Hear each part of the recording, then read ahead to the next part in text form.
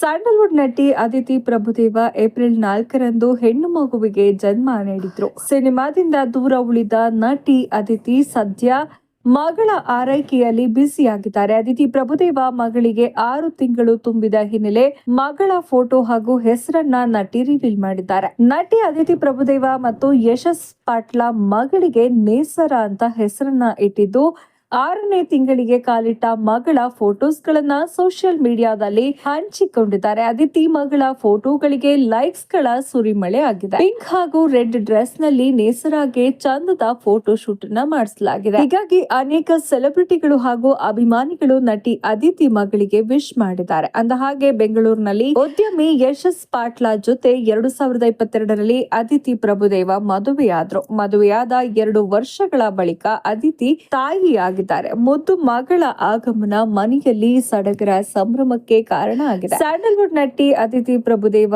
ಅವರು 1994 ಜನವರಿ 13ರಂದು ಜನಿಸಿದ್ದಾರೆ. ಕನ್ನಡ ಸಿನಿಮಾಗಳಲ್ಲಿ ಅದಿತಿ ಮಿಂಚಿದ್ದಾರೆ. ತಮ್ಮ ಅಭಿನಯದ ಮೂಲಕ ಜನರ ಮನಸ್ಸನ್ನ ಕೂಡ ಗೆದ್ದಿದ್ದಾರೆ. ಅದಿತಿ ಪ್ರಭುದೇವ ಕನ್ನಡ ಚಿತ್ರರಂಗದಲ್ಲಿ ಸಕ್ರಿಯರಾಗಿರುವ ನಟಿ. ದಾವಣಗೆರೆಯಲ್ಲಿ ಜನಿಸಿದ್ರು. ಹಾಗೆಯೇ ಇಂಜಿನಿಯರಿಂಗ್ ಪದವಿಯನ್ನ ಮುಗಿಸಿ ಮ್ಯಾನೇಜ್ಮೆಂಟ್ ನಲ್ಲಿ ಮಾಸ್ಟರ್ಸ್ ಅನ್ನ ಮುಗಿಸಿದ್ದಾರೆ. ಸ್ಯಾಂಡಲ್ವುಡ್ ನಲ್ಲಿ ಬೇಡಿಕೆ ಇರುವಾಗಲೇ ಅದಿತಿ ಕೂರ್ಗ್ ಮೂಲದ ಉದ್ಯಮಿ ಯಶಸ್ ಜೊತೆ ದಾಂಪತ್ಯ ಜೀವನಕ್ಕೆ ಕಾಲಿಟ್ರು. 2022 ನವೆಂಬರ್ 28ರಂದು ಬೆಂಗಳೂರಿನ ಪ್ಯಾಲೇಸ್ ಗ್ರೌಂಡ್ ನಲ್ಲಿ ಇಬ್ಬರ ಮದುವೆ ನಡೀತು. ಇದೀಗ ಮಗಳ ಹಾಫ್ ಇಯರ್ ಬರ್ತ್ಡೇ ಸೆಲೆಬ್ರೇಷನ್ ಮಾಡಿದ್ದಾರೆ. ನಿಮ್ಗೂ ಕೂಡ ಈ ಫ್ಯಾಮಿಲಿ ಇಷ್ಟ ಆಗಿದ್ರೆ ಈ ವಿಡಿಯೋಗೊಂದು ಲೈಕ್ ಕೊಟ್ಟು ಹಾಗೆ ವಿಡಿಯೋವನ್ನ ಶೇರ್ ಮಾಡಿ ಮತ್ತು ನಮ್ಮ ಚಾನೆಲ್ ಅನ್ನ ಸಬ್ಸ್ಕ್ರೈಬ್ ಮಾಡಿ.